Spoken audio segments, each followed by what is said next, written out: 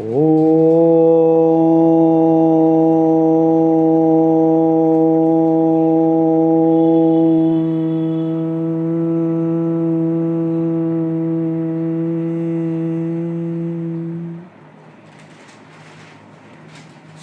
भारती उत्तरांचलस्य आमुखपटले सर्वेषां स्वागतम्। योगदर्शने कैवल्यपादे ह्यः वयं चित्तस्य विषये चर्चां कृतवन्तः। सा एव चर्चा अग्रे अपि अनुवर्तते।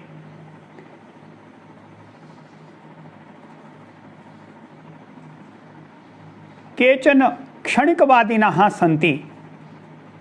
तेषां कथनमस्ति सर्वं यत्किमपि अस्तित्वमस्ति तस्य निरन्तर्यं नास्ति। वर्तमानक्षणे यत् अस्ति तद् अग्रिमे क्षणे परिणामं प्राप्नोति, परिणमते, नाम परिवर्तनं भवति। यदि सर्वम् अपि परिवर्तनशीलम् अस्ति तर्हि चित्तस्य अपि सा एव स्थितिः अस्ति। यतोहि प्रकृतौ यत्किमपि अस्ति गुणेषु परिवर्तनं परिणमनं भवति, तर्हि चित्तस्य अपि तथैव भविष्यति। तदा सूत्रकारः वदति सूत्रं चित्तान्तरदृश्ये बुद्धिबुद्धेः अतिप्रसंगः स्मृतिसंकरश्च। यदि एवं चिन्तयामः यत् प्रतिक्षणं परिणमनं परिवर्तनं जातमस्ति समग्रतया। पूर्वं सूत्रेषु उक्तं यत् स्वरूपतः तु सर्वदा स्थितिः अस्ति इति उक्तमासीत्।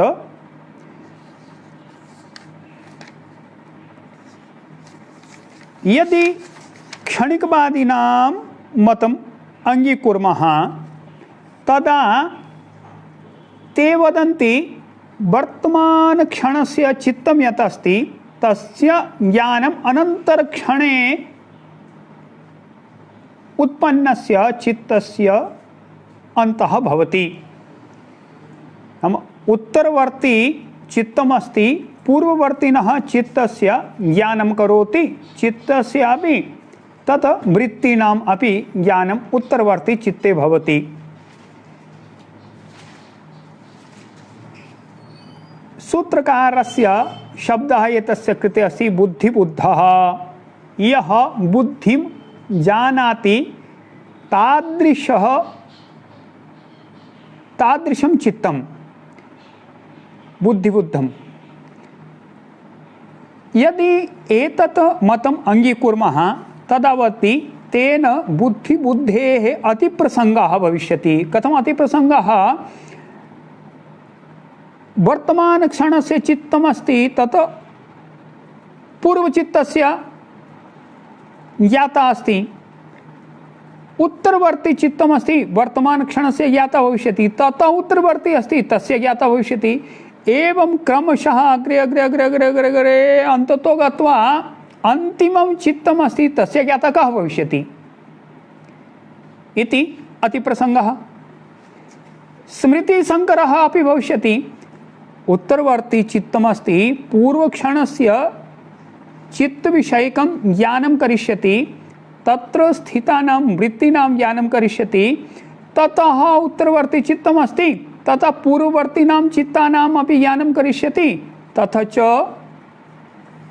वृत्तीनाम् अपि ज्ञानं करिष्यति। तेन स्मृतिसंकरः भविष्यति इति वदति। तस्मात् एतत् मतम् अपि अङ्गीकर्तुं योग्यं नास्ति। अग्रिमे सूत्रे वदति चितेरति, पुनः वदामि, चितेरप्रतिसंक्रामायास्तदाकारापत्तौ स्वबुद्धिसंवेदनम्। यदि चित्तं स्वयमपि स्वप्रकाशकं नास्ति तथा च अन्यत् चित्तमपि द्वितीयं चित्तमपि तस्य बोधकं नास्ति, तर्हि बोधकः न बोद्धकः अस्ति ज्ञानं कस्मिन् भवति? पूर्वम् उक्तमस्ति चित्ते स्वयं स्वस्य ज्ञानं न भवति, स्वयं तत्र चैतन्यं नास्ति, एकं स्वयं प्रकाशकः नास्ति, सः ज्ञाता नास्ति स्वयं। द्वितीयमस्ति यदि सः ज्ञाता नास्ति तर्हि द्वितीयचित्तमपि तस्य ज्ञाता नास्ति, तर्हि ज्ञाता कः अस्ति, कः जानाति? तदा अत्र उक्तमस्ति चितेः अप्रतिसंक्रमायाः, चिति या अस्ति, या चैतन्य शक्ति अस्ति, चिति शक्ति चैतन्य शक्ति, यस्यां ज्ञानं भवति, नाम पुरुषस्य या चेतना शक्ति अस्ति चिति नाम तस्य, सा कीदृशी अस्ति? चिति शक्ति अप्रतिसंक्रमा अस्ति, तस्याः अन्ये हि सार्धं संक्रमणं न भवति। पुरुषस्य या चिति शक्ति अस्ति तस्याः अन्यैः सह संक्रमणं न भवति, तत्र क्रियाशीलता नास्ति। तर्हि कथं संवेदनं भवति, कथं ज्ञानं भवति आत्मविषयकं वदति? तदाकारापत्तौ स्वबुद्धिसंवेदनं। कथं? चित्ते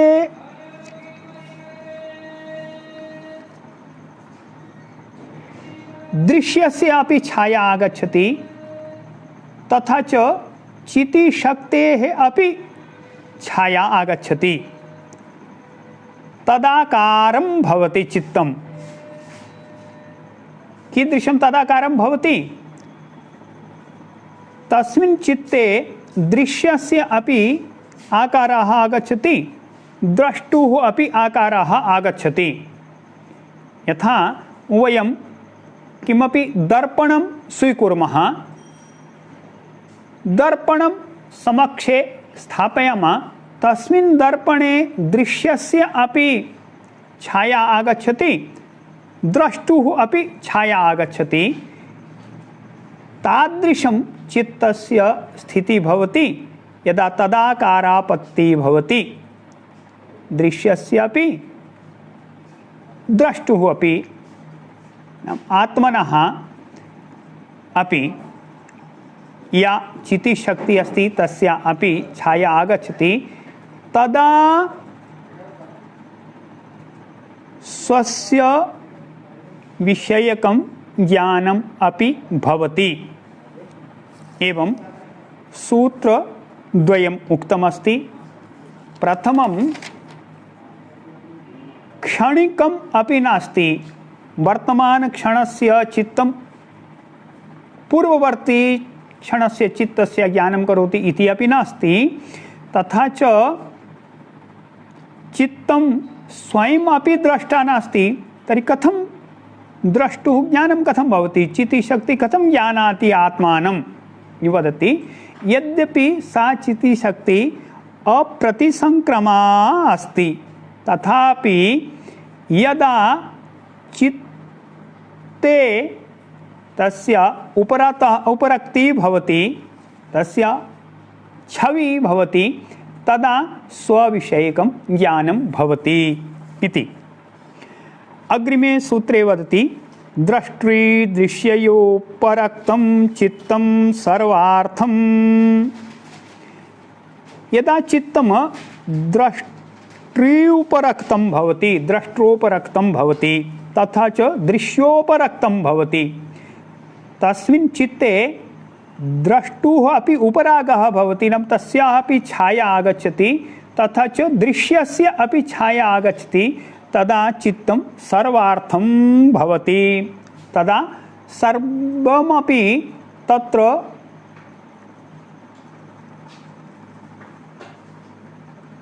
अंकितं भवति, सर्वस्यापि तत्र आभासः आगच्छति। कथं? पूर्वं यथा उक्तम् अभिजातस्य मणेः इव उपरागः तत्र सर्वस्य आगच्छति। यदा चित्तं स्वच्छं भवति तदा दृश्यस्य अपि चित्रं तत्र आगच्छति, द्रष्टुः अपि चित्रं तत्र आगच्छति। एवं तस्मिन् काले सर्वार्थम् इति उक्तं तच्चित्तं सर्वं तत्र आगच्छति। एवं यदा सः पुरुषः आत्मानमपि तत्र द्रष्टुं शक्नोति, दृश्यमपि द्रष्टुं शक्नोति। एवम् अस्ति।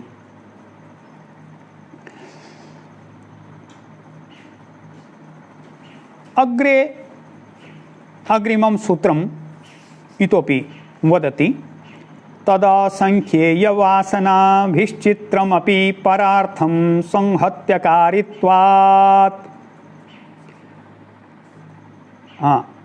इदानीं चित्तस्य विषये इति वदति, तत् परार्थम् अस्ति, अन्यस्य निमित्तं तत् कार्यं करोति। चित्तं स्वनिमित्तं कार्यं न करोति, अन्यस्य निमित्तम्, अन्यस्य कृते कार्यं करोति। परार्थम् अस्ति तस्य स्थितिः। असंख्येयवासनाभिश्चित्रम्, बह्व्यः वासनाः तत्र सन्ति, असंख्येयाः वासनाः सन्ति। पूर्वं वासनानां तत्र विभागः कृता, तादृश्यः वासनाः असंख्याः सन्ति। तथा असंख्येयवासनाभिश्चित्रम् अस्ति, तच्चित्तं परार्थम् अस्ति। कस्मात् परार्थम् अस्ति? संहत्यकारित्वात्। मिलित्वा तत्र त्रयः गुणाः कार्यं कुर्वन्ति, तस्मात् अन्यस्य कृते अस्ति। एवं संहत्यकारित्वात् तत्र सम्मिश्रणं जातम् अस्ति। तस्मात् यद्यपि असंख्येयवासनाभिश्चित्रम् अस्ति, तथापि संहत्यकारित्वात् परार्थम् अस्ति चित्तम्। एवं इदानीं पर्यन्तं चित्तस्य आत्मनः पार्थक्यं दर्शितम् अस्ति विविध युक्तीनां माध्यमेन। विविधाः युक्तयः अत्र प्रयुक्ताः सन्ति, तासां माध्यमेन चित्तस्य तथा च आत्मनः पार्थक्यं दर्शितम् अस्ति। पार्थक्यदर्शनं तु एकविधम् अस्ति युक्तिमाध्यमेन, परन्तु योगस्य विषये तु अनुभूतिगम्यविषयः अस्ति। तद्विषयकम् अग्रिमे सूत्रे वदति। विशेषदर्शिन आत्मभावभावाविनिवृत्तिः। यः विशेषदर्शी अस्ति तस्य विशेषदर्शिनः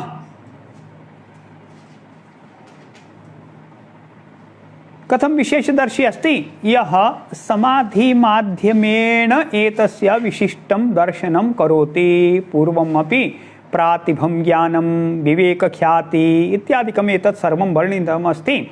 तदा विशेषदर्शनम् अस्ति।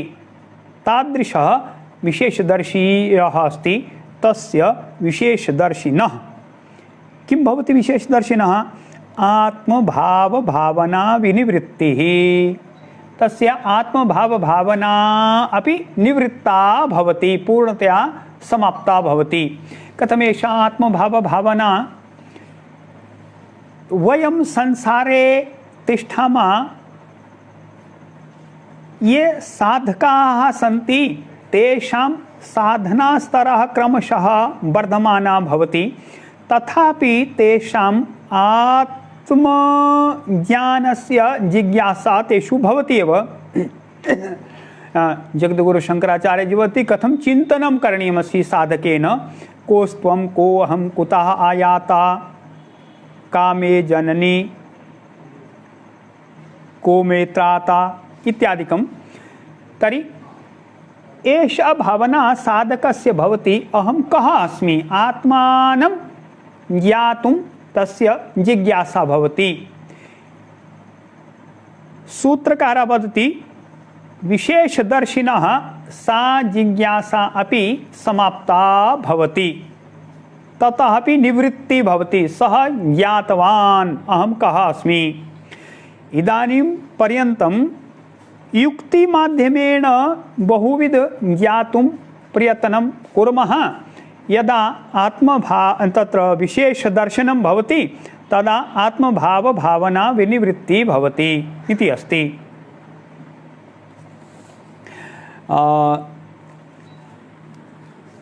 वस्तुतः अनुभवेन एव एतस्य ज्ञानं भवति। तत् पंजाब राज्ये यदा वयं गुरूणां वाणीं शृणुमः तत्र आरम्भे जपजी सा पाठः अस्ति। तत्र विविध प्रकारेण एषा विषय उक्ता अस्ति पंजाबी भाषया अथवा तस्मिन् समये या भाषा प्रचलिता आसीत्। तत्र एकं बहु उत्तमं वाक्यम् अस्ति, भूखे भूख न उत्तरी बन्ने पुर्या पार। बुभुक्षिता नाम बुभुक्षा तावत्पर्यन्तं समाप्ता न भवति यावत् सः न खादति, तस्य आस्वादनं न करोति तावत् तस्य बुभुक्षा समाप्ता न भवति। यद्यपि यदि तस्य कृते शष्कुली नाम एकं भारम् अपि बद्ध्वा दद्मः, तस्य कृते शष्कुली नाम्ना भोजनस्य भारमपि तस्य पार्श्वे स्थापयामः, यावत् पर्यन्तं सः न खादति, केवलं बन्धं कृत्वा स्थापयति नयति, तो तेन तस्य बुभुक्षा शान्ता न भवति। बुभुक्षा कदा शान्ता भवति? यदा तस्य आत्मानुभूति भवति तदा। तदेव अत्र सूत्रे उक्तमस्ति, यः विशेषदर्शी भवति तस्य तु आत्मभाव भावना विनिवृत्तिः भवति। तदा किं भवति? यदा एषा जिज्ञासा अपि शान्ता भवति ज्ञानिनः, तदा विवेकनिम्नं कैवल्यप्राग्भारं चित्तं, तदा चित्तं कैवल्यदिशि भारयुक्तं भूत्वा विवेक पक्षे निम्नं भवति। विवेक पक्षे तस्य नति भवति, नाम विवेक दिशि तस्य मुखं भवति। कदा? यदा एतत् विशेष दर्शनं भवति तदा विवेक दिशि तस्य भरः नतः भवति, तथा च कैवल्य दिशि सः अभिमुखः भवति। यदा तस्य चित्तम् एतादृशं भवति तदा योगिनः चित्तं विवेक दिशि भवति, कैवल्य अभिमुखं भवति चित्तं। तत्र पुनः योगदर्शनकारः सावधानं करोति। एतत् वैशिष्ट्यमस्ति भगवतः योगदर्शनकारस्य, यत् सः निरन्तर्येण पुनः पुण्येन योगिनं सावधानं करोति। कथं वदति? तच्छिद्रेषु प्रत्ययान्तराणि संस्कारेभ्यः। चित्तं यद्यपि कैवल्यमुखं जातमस्ति, तत्र विवेकस्य उदयः जायमानः अस्ति, यतोहि आत्मविषयकं ज्ञानम् अभवत् योगिनः, तथापि संस्काराः तत्र सन्ति। इदानीं चित्तस्य लयः तु न जाता अस्ति, चित्तं स्वकारणे लीनं न जातमस्ति, तस्मात् तत्र संस्काराः सन्ति। तदा संस्कारेभ्यः प्रत्ययान्तराणि अपि भवन्ति तच्छिद्रेषु। तो निरन्तर्येण तत्रैव लग्नम् अस्ति इति नास्ति। यदा यदा अपि छिद्रं पश्यति, कुत्रचित् मार्गं पश्यति, यदा अस्माकं सा अवस्था खण्डिता भवति, तदा तादृशेषु छिद्रस्थानेषु प्रत्यया उत्पन्नाः भवन्ति। कथं? संस्कारेभ्यः अन्यविध अंतराणि प्रत्ययानि उत्पन्नानि भवन्ति पूर्वसंस्कारेभ्यः। नाम क्लेशः उत्पन्नाः भवन्ति। योगमार्गात् भ्रष्टतायाः इतोपि अवसराः भवन्ति। एतन्निमित्तं किं करणीयमस्ति इति अपि पुनः मार्गं दर्शयति। अग्रिमे सूत्रे वदति हानमेषां क्लेशवदुक्तम्। येषाम् अन्तरायाणां हानम् एतेषां नाशः क्लेशवत् उक्तमस्ति। यथा क्लेशानां हानम् उक्तमस्ति, क्लेशानां समाप्ति नाशः उक्तः अस्ति, तथैव एतेषामपि नाशः क्लेशवद् उक्तः अस्ति। हानम् येषां क्लेशवद् उक्तम्, एतेषां हानं क्लेशवत् उक्तमस्ति। क्लेशः अविद्यास्मिता रागद्वेष अविनिवेशः क्लेशाः सन्ति, तेषां नाशनं कथं करणीयमस्ति इति पूर्वम् उक्तमस्ति। एतेषाम् अपि तथैव समाप्ति करणीया इति वदति। अग्रिमे सूत्रे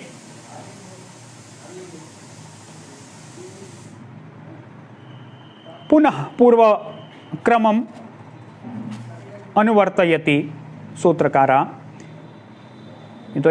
एतत् सूत्रद्वयमासीत् छिद्रेषु प्रत्ययान्तरं भवति, तो एते अपि क्लेशाः सन्ति, तेषां समाप्ति करणीया। पुनः पूर्वविषयम् अग्रे नयति।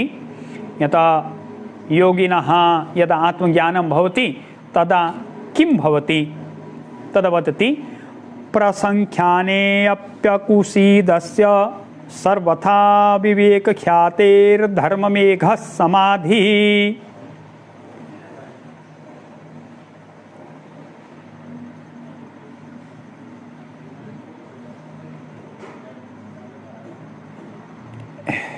प्रसंख्यानं भवति,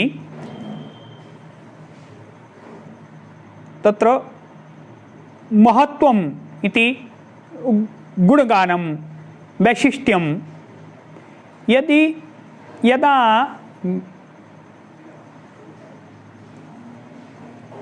योगिनः आत्मविषये स्पष्टता भवति तदा कदाचित् अभिमानः अपि आगन्तुं शक्नोति। यतोहि सर्वं तु तस्य कृते सुलभम् अस्ति, सर्वं प्राप्तम् अस्ति, सः इच्छामात्रेण बहु किमपि प्राप्तुं शक्नोति। यदा तादृशेषु विषयेषु अपि तस्य आसक्ति इत्यादिकं समाप्तं भवति, तस्मिन् विषये अपि सः योगी विरक्तः भवति, प्रसंख्याने अपि अकुसीदः भवति। तादृशस्य योगिनः विवेकख्यातेः, विवेकख्याति यस्य जाग्रता अस्ति सः विवेकख्यातियुक्तः, तस्य विवेकख्यातेः धर्ममेघः समाधि भवति, तस्य विशिष्टा समाधि भवति। तस्य नाम उक्तमस्ति धर्ममेघः। स धर्ममेघः समाधि तस्य भवति। कीदृशस्य? आत्मज्ञानप्राप्तस्य तथा च एतस्य महिम्नि अपि तस्य यदा वैराग्यं भवति तत्रापि तस्य वैराग्यं भवति। इदानीम् एतत् अपि मम कृते न आवश्यकम् इति तस्य वैराग्यं भवति, सर्वथा वैराग्यं भवति। तदा तादृशस्य विवेकख्यातिप्राप्तस्य योगिनः धर्ममेघः समाधि भवति। धर्ममेघसमाधिद्वारा किं भवति तदा अग्रिमे सूत्रे वदति ततः क्लेशकर्मनिवृत्तिः। ततः क्लेशकर्मनिवृत्तिः भवति। क्लेशानां तथा च कर्मणां निवृत्तिः भवति। क्लेशाः न भवन्ति, कर्माणि अपि न भवन्ति। नूतनानि कर्माणि, पुरातनानि कर्माणि तथा च क्लेशाः एते सर्वे समाप्ता भवन्ति। तादृशस्य योगिनः यस्य धर्ममेघसमाधिः सिद्धा जाता अस्ति। अग्रिमे सूत्रे वदति तदा सर्वावरणमलापेतस्य ज्ञानस्यानन्त्यात् ज्ञेयम् अल्पम्।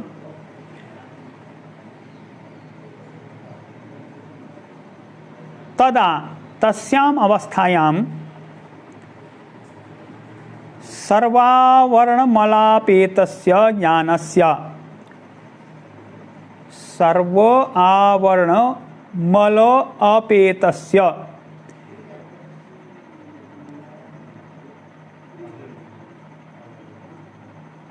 सर्वविध आवरणानां मलानि गतानि यस्य तादृशस्य ज्ञानस्य यानि आवरणानि सन्ति तानि सामान्यावस्थायां मलापेतानि भवन्ति, मलिनानि भवन्ति। यदा योगिनः धर्ममेघः समाधि भवति तदा ज्ञानस्य सर्वम् आवरणं यत्किमपि आसीत् तस्य मलानि गतानि। तादृशस्य ज्ञानिनः योगिनः ज्ञेयम् अल्पम् अवशिष्यते। कस्मात्? अनन्त्यात्, तस्य ज्ञानम् अनन्तं भवति। मनुष्यस्य सीमा यावत् अस्ति तथा बहु अधिकं भवति। अत्र अनन्त्यम् एषः अर्थः अस्ति, यथा ईश्वरस्य सामर्थ्यं भवति तथा भवति वा? न, तथा न भवति। यतोहि ईश्वरः अस्ति तादृशः न भवति, परन्तु तत्सदृशः भवितुं शक्नोति। तत्सदृशः एतस्य ज्ञानस्यापि काचित् तु मितिः अस्ति, तथापि मनुष्यस्य कल्पनाशक्तितः अपि बहु अधिकं तस्य विषये अनन्त्यम् उक्तमस्ति। तादृशस्य कृते पुनः ज्ञेयम् अत्यल्पम् अवशिष्यते। यदि ईश्वर सदृशं स्यात् तर्हि ज्ञेयं किमपि न अवशिष्यते इति वक्तव्यमासीत्, परन्तु ज्ञेयम् अल्पं भवति। एवम्। अथवा अन्य अर्थः एतस्य, तस्य कृते ज्ञेयपदार्थानि अत्यल्पानि भवन्ति। अरे एतत् सामान्यमस्ति, एतत् ज्ञातमेव अस्ति, अत्र किं वैशिष्ट्यम् इति सः चिन्तयति। तादृशम्। तो इदानीम् एतावत् पर्यन्तं वयं धर्ममेघ समाधि विषये आत्मनः चित्तस्य च पार्थक्य विषये किञ्चित् योगदर्शने पठितवन्तः। अद्य एतावदेव। श्वः योगदर्शनस्य अस्माकं स्वाध्यायः समाप्ता भविष्यति। कतिचन सूत्राणि अवशिष्टानि सन्ति, तानि श्वः वयं मिलित्वा पठामः। मन्त्रं वदामि। सर्वे भवन्तु सुखिनः, सर्वे सन्तु निरामया, सर्वे भद्राणि पश्यन्तु, मा कश्चित् दुःखभाग् भवेत्। ओम शांति शांति शांति।